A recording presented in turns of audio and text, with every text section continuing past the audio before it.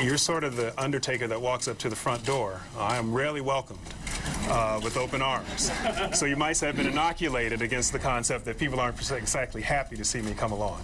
That's Kevin Orr saying his actions won't be popular as he tries to turn the city around, but will he get the support of City Council? City Council President Charles Pugh and Councilman James Tate will join us now over there talking with Carolyn to answer some of those questions. All right, thanks a lot, Stephen. Thank you guys for joining us. So quite a day in the city of Detroit. We just saw the mayor standing there with the governor as he introduced the new EFM, Kevin Orr. So now what? You all had a closed-door session today, talked about everything. What are you hoping for the City Council and its role in all of this? Well, you know, Kevin Orr is not from here, and he's not going to be here in 18 months or after 18 months is over.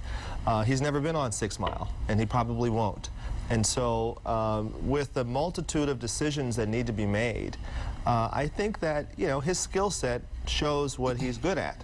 And so I think he should focus on those things, restructuring our debt, looking at our, you know, other financial issues. But in terms of, you know, if there are 157 decisions that are made on how to run the city of Detroit, you know, and he is good at 4 of them, and that's his skill set, and that's what an emergency financial manager can do, then the other 153 decisions need to be made by people who were elected to do those decisions. So I think that, you know, there is a role, there should be a role for the people who were elected to make these decisions and who live here and who will be here to deal with the consequences of our decisions as well. All right, Mr. Tate, talk about money. How important is it? I mean, he's going to be paid $275,000 by the state to do this job. A year? I think it's $275,000 for the 18 months. Right, to get this job done. Should City Council be paid? Should the mayor be paid, all to work together? Well, I think, you know, there's been a lot of emphasis on, you know, the salaries. Certainly that's always a consideration, but the main consideration for me is that there's collaboration between the elected body and Mr. Orr.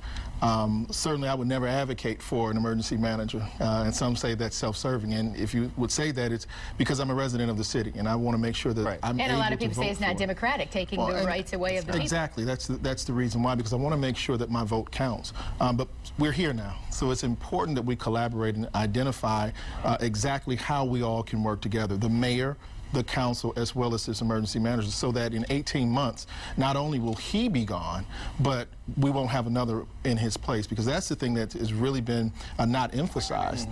The elected body and the mayor can vote out this particular emergency manager, but that does not preclude another one from filling his shoes. Okay, let's check in with Stephen, because Stephen follows social media quite closely. We want to hear what people are talking about. Wow, people are talking about a lot about this one right here. I find this interesting because this gentleman is a problem that you've had to deal with on council. Vip Sania asks, how does the EFM plan to turn around the city's deficit when there is very little taxable base? Either one of you can tackle that. Well, that's a good question. You know, that's part of what got us to this problem, is so many thousands of people leaving the city over the last, you know, 15, 20 years. You know, one of the things that can be done is looking for new sources of revenue.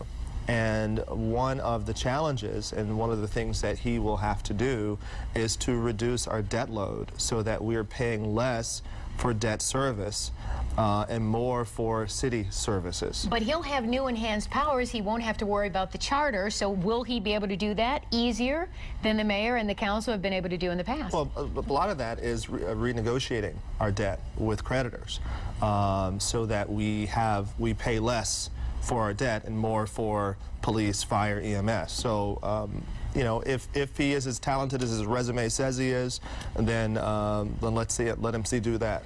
And honestly, it does give him more powers than we have. I mean, this is an individual that has the ability to come in and cancel all contracts and have those entities that we were contracted with renegotiate. We're not just talking about the unions. You know, they typically get a bad name with a lot of people, but we're also talking about those vendors who we have contracts with.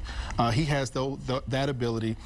Some of those long-term horrible contracts that we've been entered into over the years. So, you know, again, I think it's important that we as residents and elected officials and even the media ask those tough questions.